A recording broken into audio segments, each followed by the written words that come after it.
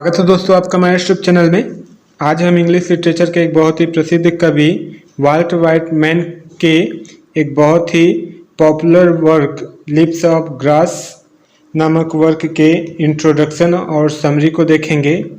Lips of Grass नामक जो work है यह उनका एक पोइट्री कलेक्शन वर्क है। ठीक है, वाल्ट व्हाइटमैन का जन्म 1819 में हुआ था और उनकी मृत्यु 1892 में हुई थी। तो आइए हम वाल्ट व्हाइटमैन द्वारा लिखा गया उनके पहले work the Leaves of grass, जो कि उनका बहुत ही प्रसिद्ध पोएम है, उस पोएम के इंट्रोडक्शन और समरी को पढ़ते हैं। तो आइए देखते हैं। Lips of grass is a popular poetry collection of Whitman. देखिए, लिप्स ऑफ ग्रास नामक जो पोएम है यह वाल्ट व्हाइटमैन का एक बहुत ही प्रसिद्ध पोइट्री कलेक्शन है। ठीक है, यह उनका बहुत ही प्रसिद्ध पोइट्री कलेक्शन है। It is considered as the Bible of democracy, और यह इसे लोग द बाइबल ऑफ डेमोक्रेसी भी कहते हैं। It's first edition is published on July 4, 1855 with 12 poem. देखिए, इसका जो पहला एडिशन था वो 4 जुलाई 1855 में 12 कविताओं के साथ प्रकाशित किया गया। उसके बाद ही added the famous preface with expound his theory of new poetry. उसके बाद वाल्ट व्हाइटमैन ने इसमें कुछ और नए पोएट्री जोड़ दिए एक प्रसिद्ध प्रीफेस के साथ।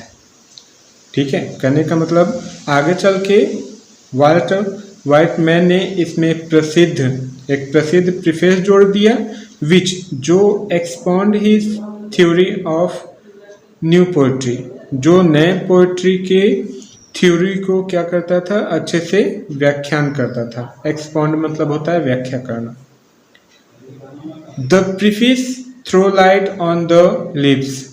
इसमें जो प्रीफेस है वह लिप्स पर प्रकाश डालता है, लिप्स पर प्रकाश डालता है। No title is given to the individual poem of first edition. देखिए, और नो टाइटल इज गिवन, इसमें पहले कोई भी टाइटल नहीं दिया गया था इस पहले पोएम को। कहने का मतलब जब वाल्ट व्हाइटमैन का जो पहला एडिशन प्रकाशित किया गया तो इस पोएम को कोई भी नाम नहीं दिया गया था। इसका नाम अदृश्य था, इंडिविजुअल मतलब अदृश्य था। It is published anonymously with a portrait which show him a vagabond. देखिए, it is published anonymously with a portrait, मतलब ये जो कविता था बिना नाम का प्रकाशित हुआ था।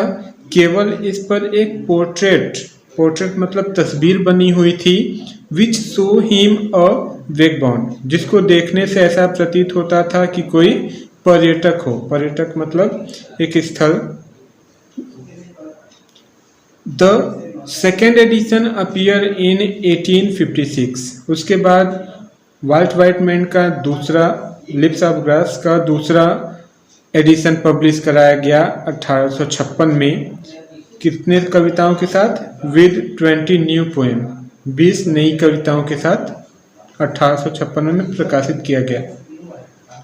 Now the title are given to the individual poem, और अब इस अदृश्य पोएम को टाइटल नाम दिया गया। The third edition come out in 1860। तीसरा एडिशन 1860 में प्रकाशित किया गया with total 124 new poem.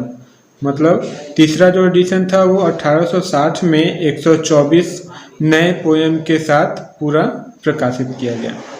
The deathbed edition come in 1891 to 1902। देखिए, उसके बाद द डेथबेड एडिशन जो था, मतलब लास्ट एडिशन जो था वो 1891 से 92 में प्रकाशित किया गया था। ठीक है, आइए अब हम उसके आगे देखते हैं।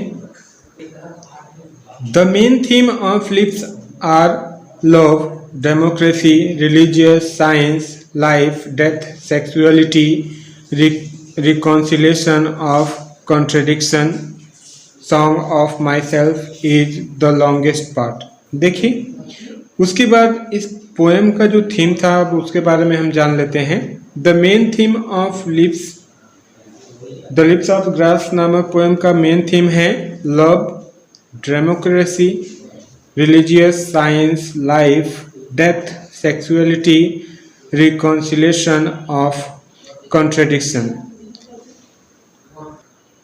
तो ये लिप्स ऑफ ग्रास का इतना मेन थीम है। ठीक है, आइए अब आगे देखते हैं। Song of my self is the longest part. और लिप्स ऑफ ग्रास नामक पोएम में जो the song of my self नामक कविता है, यह उनका एक बहुत ही लंबा हिस्सा है। मतलब लिप्स ऑफ ग्रास का ये बहुत ही लंबा हिस्सा कौन है? सॉन्ग ऑफ माई सेल्फ नामक poem. It gives an identity to the personality. It gives an identity to the personality. यह उनकी व्यक्तित्व को एक पहचान देता है।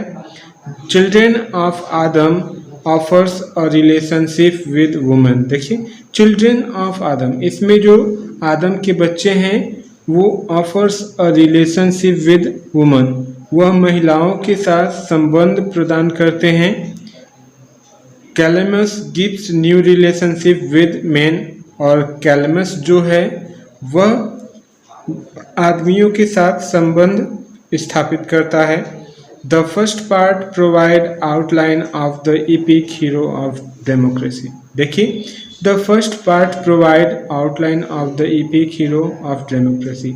इस पोएम का जो पहला हिस्सा है वह हमें इस एपिक के हीरो के प्रजातंत्र के बारे में दर्शाता है। मतलब इस एपिक के प्रजातंत्र के हीरो के बारे में दर्शाता है। ठीक है, आगे देखते हैं। The second part contain drum tap, और जो दूसरा पार्ट है वो ड्रम टैप को दर्शाता है। मेमोरीज ऑफ प्रेसिडेंट लिंकन, और जिसमें प्रेसिडेंट लिंकन की यादें जुड़ी हैं। और atom revolts.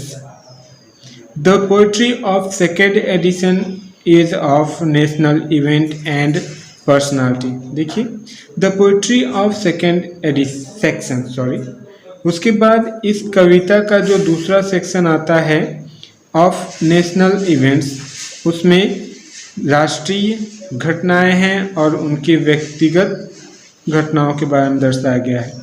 The third part contains proud music of the storm, और तीसरे पार्ट में प्राउड म्यूजिक ऑफ स्टॉर्म के हिस्से को दर्शाया गया है।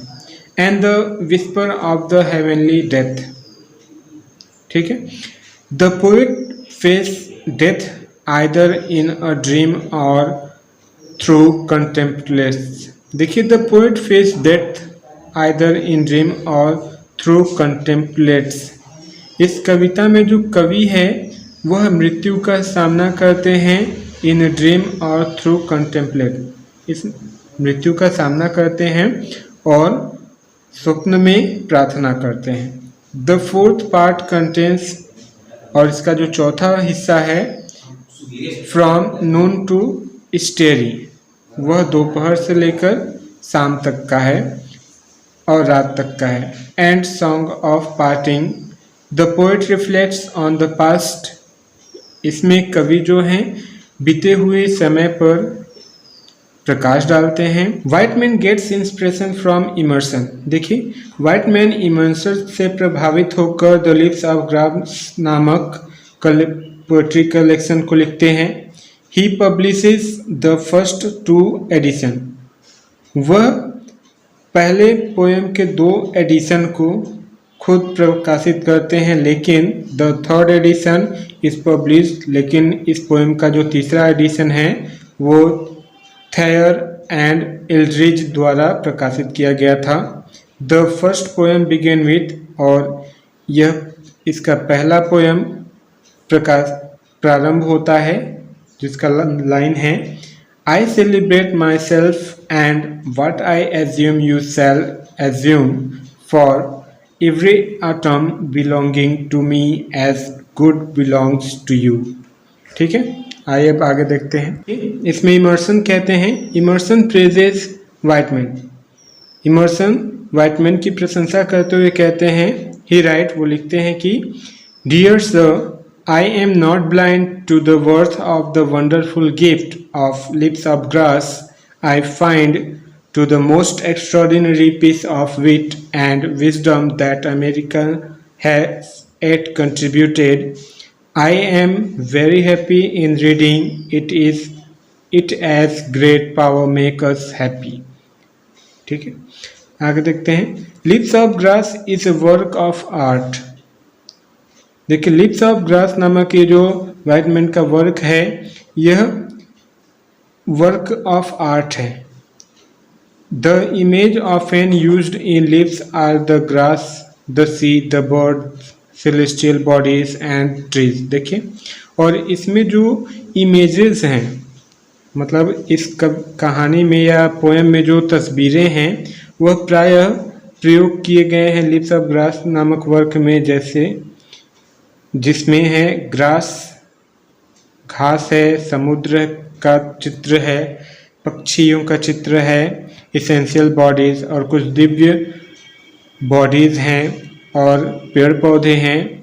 It should be read on a whole.